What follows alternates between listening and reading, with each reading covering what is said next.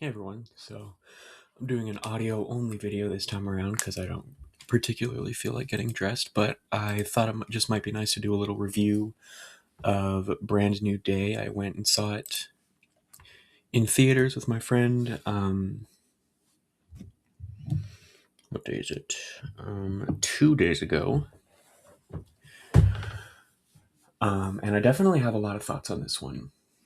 I think the title of this video is ultimately going to be negative because my opinion of the movie, unfortunately, is ultimately negative.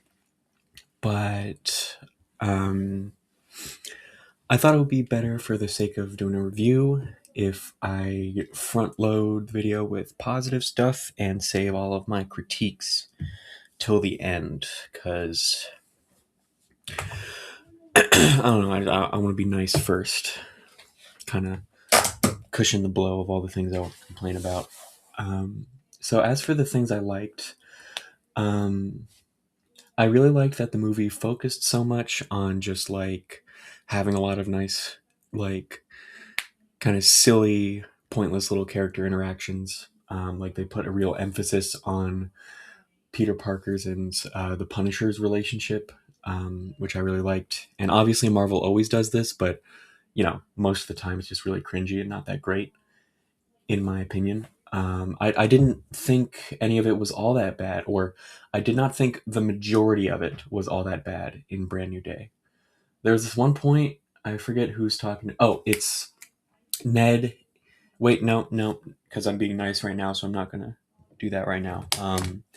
For the most part, the script was really good. I loved how, like, things kind of do a 180 for Spider-Man. Like, he's loved by the public now, but obviously we had the whole spell thing happen, and he's been forgotten by everybody else. Um, I thought that was a really nice parallel. I'm sure they did that on purpose. Things that I like. Well, actually, this was just kind of something. This is something I'm neutral on, but I definitely noticed it. They just keep giving him not mentor figures. Like none of them are mentors. Like none of them are replacements in any way for Tony Stark and Aunt May. But they just give him like a lot of just adult figures, or just like generally authoritative adult figures. Like that's kind of like a big part of a lot of his relationship to a lot of the characters. Like there's the director of damage control, there's the police chief, there's Punisher. There was definitely a fourth that I just forget. Yeah, Black Widow's sister, whose name I do not know. I didn't see that movie that has her in it. I know that they're doing that whole no Avengers thing. I never saw it. But yeah, that was just like a lot of the characters that he interacts with. That's like because there's those characters, and then there's also the Hulk and Ned and MJ and Jean Grey, and those are kind of like the 8 characters he majorly interacts with. So it's like half of the relationships that he has at this point are just like some kind of authoritative adult figure that he's looking for advice from, or working with, but kind of working under, etc., what have you. um and it just like it got to a certain point where I was like, okay, how many times are we going to do this one? Especially like he has essentially the same relationship and very similar interactions with the police chief and the director of damage control, because I mean the nature of those two's jobs is like relatively similar. um I also noticed they went pretty heavy on the running gags. Like there were definitely a lot of things that you could just notice, like they did that over and over on purpose. Like they really played up the New York accent stuff, especially with the Punisher, which I think this isn't a complaint. I actually thought it was nice. It was funny. Like he constantly just goes like nah at the end of a conversation, and it's like funny. Um, yeah, I think I said this already, but the Punisher and Spider Man's relationship was my favorite part of the movie. Watching them constantly bickering was just really sweet. Um, and like the way they're constantly fighting with each other and arguing over like dumb stuff reminds me a lot of how I interact with a lot of my friends. Like I think I texted like two of my friends in particular after the movie, and I was immediately like, "Yo, Spider-Man and Punisher are so us," because they are. So that was really sweet. I liked that. Um, Another thing that I liked a lot is it was clear to me that there's like somebody on the team, like maybe it was somebody in directly in charge of the writing or somebody doing the someone. There was definitely somebody, or maybe even like a lot of people working on this movie to whom it was very important to like demonstrate the physics of like being Spider-Man. Like they had that POV shot where he's swinging and you hear the wind whistling, and yeah, like he does a lot of he you can like tell he's constantly like looking around, and Tom Holland will have an inquisitive look behind the mask. And he's like thinking about trajectories and like swinging himself this way and that and like looking for targets. And we see him do like a couple of different stuff with the webs, like he's like strategically thinking about the best way he can wrap a web around like a group of people to sling them away, or like things that he's pulling towards himself. And like they do a lot of things where he's like is using the fact that he can walk on any surface with his stickiness, like he uses that to his advantage. um so clearly it was important to like extremely important to at least one person. I assume a lot of people, or at least but at least the director, that the physics of like being Spider-Man like be demonstrated very clearly in the movie. I definitely think that was meant to be one takeaway of our viewing experience as audience members. We're like, yeah, that's like what it would really be like. So they had really cool action sequences. I loved that. The actions in this movie was just like 10 out of 10. um, let's see here. Of course, I've seen a lot of people online, um, a lot of men online, be pretty upset about the MJ stuff. I've seen repeated many different times. I'm texting right now, you guys. Be right back.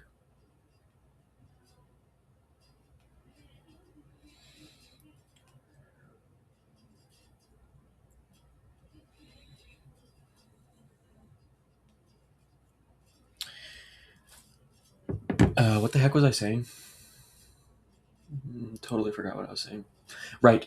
A lot of men online were very upset. I saw repeated multiple times the opinion Peter Parker should have said no when MJ asked for a ride home. Um, and it's like I think those guys are stupid. That was actually a strong point of the movie for me. I think MJ was written really well, and I think everything she said was like remarkably level-headed and intelligent for the magnitude of bullshit she's having happen to her right now. Like finding out that you had a fucking spell cast on you and forgot about the existence of the love of your life, and then having to reconnect with him in some way, even though those feelings have been completely erased for you. Um, like, given that she's in that whole insane situation, she's doing really well and she's being perfectly rational. Like, she doesn't love Peter anymore and she doesn't know him anymore. By her perspective, this is the first time they've ever met, even though she now knows that isn't the case and she believes him. And you can also clearly tell that there is quite the desire there to rebuild that relationship that they had on her end. Who knows if it's going to come to be another love thing or if she's just never going to remember. I think that would be a little silly. That kind of looks like the route they're going to take. I don't think that would be very smart, because then we're just kind of like back to square one. But I kind of feel like they do that with Spider-Man here a lot. Like, I don't even understand why Aunt May was killed in the first place, because they started out with him already having had the Uncle Ben backstory out of the way. So it's like, if you were going to skip it, why did you come back to kill Aunt May? If you wanted him to go through that trauma, why didn't you just go the Uncle Ben route that's very classic for Spider-Man? And like, why did like it just felt like they were giving him a backstory that they had already given him in No Way Home. It's like his aunt dies, but it's like he already he was pre-existing with the trauma of his uncle dying. We already knew that. Like, I figured they just didn't want to show that for some whatever dumb reason. And then it's like he builds up all the relationships and then they get torn away from him. Um, but now it looks like he's just rebuilding the relationships, and that's kind of why it's a brand new day. And it's like they're very circular with Tom Holland's Spider-Man, which is strange to me. Um, but anyways, so yeah, I really liked Ned and MJ in this movie.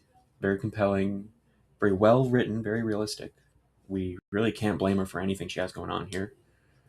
Um, and obviously, Ned's consistently been great across the Tom Holland Spider-Man movies. Um, love that actor and Ned's character and his whole personality. I appreciated that it was sort of a running thing in the movie. Um, Peter sadly watching Ned's like Instagram reels or stories or whatever. Like, I felt that was actually kind of a good way to kind of introduce social media into the plot of your movie and have it actually be important, but also not have it be super stupid. And that's the first time I've ever seen a movie do that, for sure. That's the first time I've ever seen a movie handle social media in such a way that actually felt like realistic and plausible. Um, so yeah, was a fan of that. A fan of MJ and Ned. I liked Peter Parker and Punisher. In general, I liked the writing for a lot of the character interactions. Um,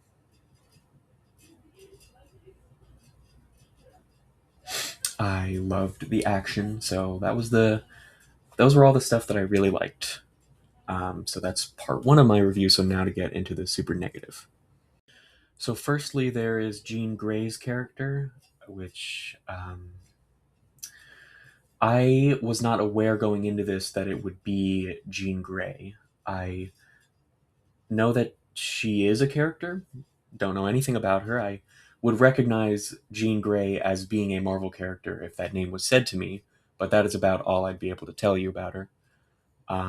So the name Jean Grey was familiar to me, and even if it wasn't, I could have easily assumed there was some comic basis for her. Um,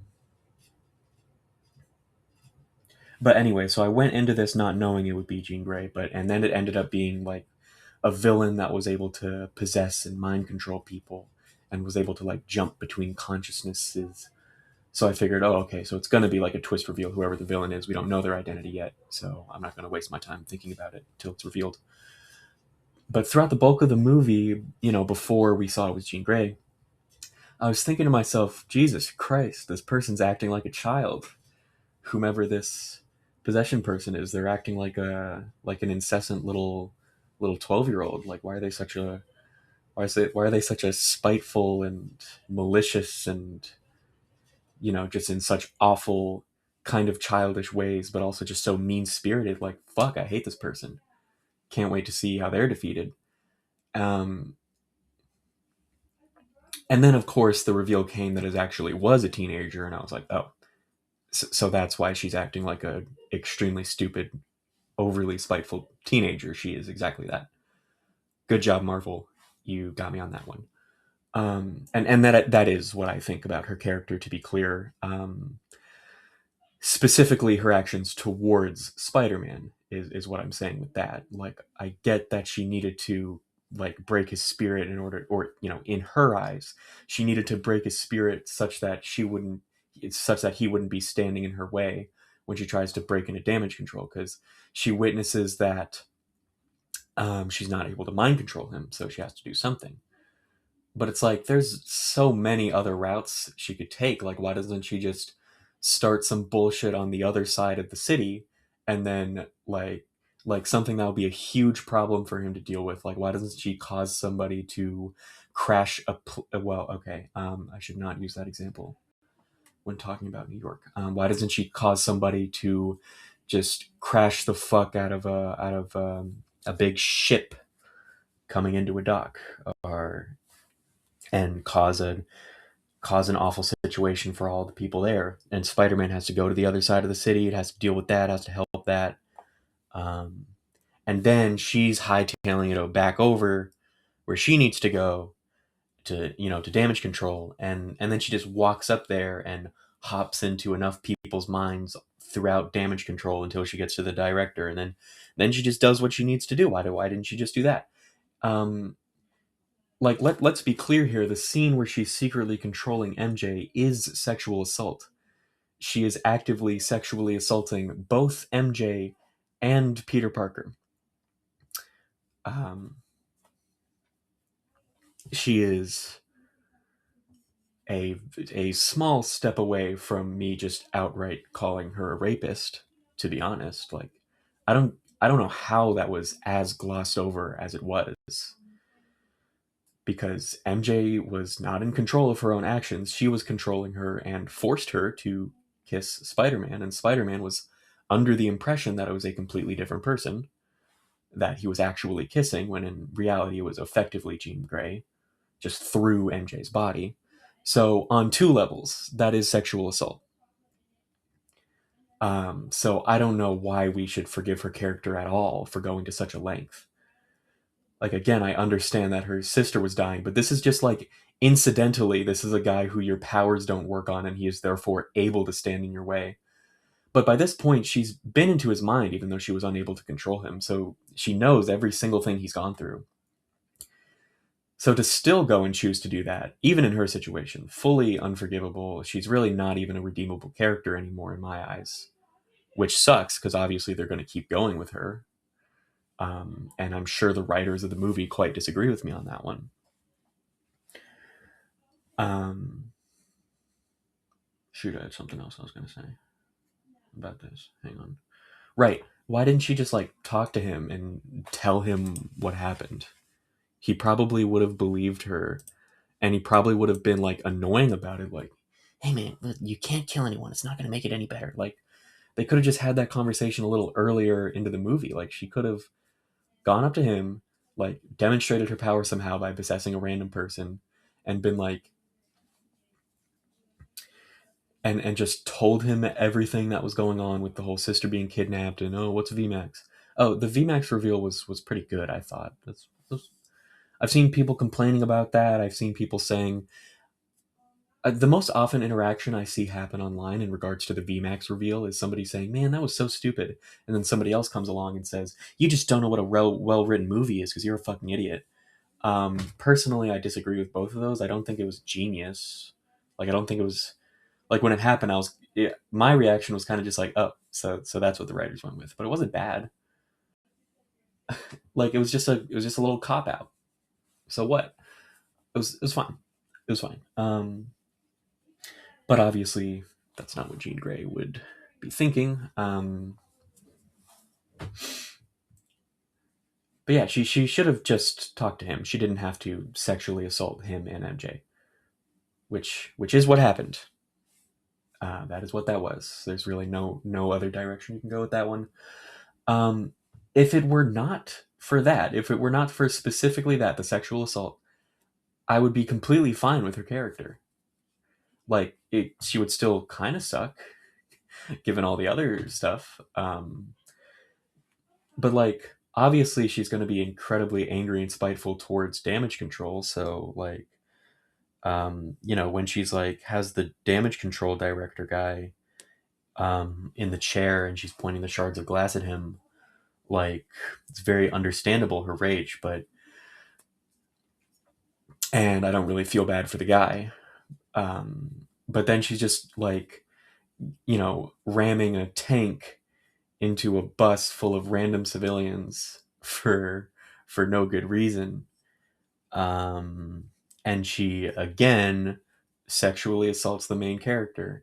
So it's like, were it not for her obvious willingness to kill a bunch of civilians, her clear lack of remorse for the rest of the world, and not for the fact that she's just totally willing to sexually assault two people for the sole purpose of being a dick, um, she would have been a much more compelling and complicated character to me. But unfortunately, that is not where we're at. So putting the assault aside, um, I do think she was a very good character, and I enjoyed going on this little journey that Spider-Man went on throughout the movie of going from like completely hating this mysterious telepath and wanting them dead and being strictly on the side of damage control to realizing that this awful thing has happened and sympathizing with, as it turns out, the teenage girl that all of this is happening to and wanting to help her instead. Thought that was nice. I really don't think it should be glossed over, the fucking kiss thing. Oh, also, I completely fucking saw it coming. Like, not to brag, guys, but that was really obvious. Like, I've seen people say they were shocked by it. I even had like the friends I've talked to about the movie were all surprised by it. But like, I don't know how anyone could possibly have had any other thought in their head other than, oh, that's not MJ. As soon as the scene started, as soon as he turned around and MJ was there, or I forget exactly how the scene we set up if was set up if we already knew she was there. Like he took her there as soon as the whole "we used to know each other" thing started happening, as soon as it crept even slightly in the direction of her getting her memories back, I immediately knew it was the telepath. Let's see here. Okay, the biggest red flag of the movie, and the thing that makes it so that I ultimately have a very negative opinion of it. Um, Again, aside from the assault, because that's the big thing. That's also the big thing, but the other big thing is clearly this movie is it's being even more blatant with its propaganda than Marvel movies in the past. Every Marvel movie is propaganda. They literally work in conjunction with the military. I don't know specifically the military, but the government. So a lot of them are just military propaganda. This movie is very clear surveillance propaganda. And I don't think that's a coincidence with all the flock cameras coming up everywhere. But like, it was just like so glaring. It was like in my face. It just ruined the movie for me because it was like a genuinely important plot point that Peter's technology was just incidentally able to scan Jean Grey's face, and that was like the way that he figured out everything about her, and then he looks up all of her information in databases that he just has access to and finds out everything he needs to know. But he's Spider-Man, so it's fine. But it's a bad precedent to set. Like in this one instance, in this one hyper specific fictional instance set up by the movie writers, sure, I suppose it's justified for him to be using all of that technology. However, it's a bad precedent to set to be implying that such surveillance, such mass surveillance technology and databases are a good thing because they really aren't. Um, and they obviously tried to have a sort of like pseudo anti-authority kind of messaging that people could like feel good about and take home with when Jean Grey like you know flips flips everything on damage control and her powers get stronger and she defeats them all. But like Jean Grey just kind of happened to be more powerful with them. They don't do anything meaningful in their writing choices to question the morals of damage control. Like the director of damage control isn't framed at any point as a villain until the twist ending comes that he unethically experimented on and subsequently killed Sarah Gray. And like yes, that is bad and makes him a villain, but also he was a villain before that. He was definitely very sinister before all of that happened. I mean, we all knew that he was going to be a twist villain because he would like it was between him and the police chief, and I immediately knew it was going to be him because he had a much more directly involved with the superpower side of things job. But like obviously the nice adult character that's helping out Spider-Man throughout the bulk of the movie is going to end up being the twist villain. But they framed him as a good guy before the Sarah Gray stuff. When he was even when he was talking about like power having to be in the right hands, and he was talking about like converting all of the people and the technology and vigilante groups in order to bring it to the right side. It's like they don't actually question his morals. They don't question his actions. Spider-Man doesn't even see a problem with any of it and is totally on his side right up until Sarah Gray. But all of that was still very sinister, and I would still consider him villainous, even if not for Sarah Gray. I'm glad we're acknowledging that human experimentation is unethical. I'm glad that Marvel, got that far. But yeah, his entire character, the fact that he only became a villain to us after Sarah Gray, or was only supposed to become a villain to us after Sarah Gray, and Spider-Man's use of the scanning and surveillance and constant use of the security cameras was clearly all surveillance propaganda, and it was just blaring, just in my face. I could barely focus on anything else when it got as obvious as it got. That ruined it for me. Thus, ultimately, I do not like the movie.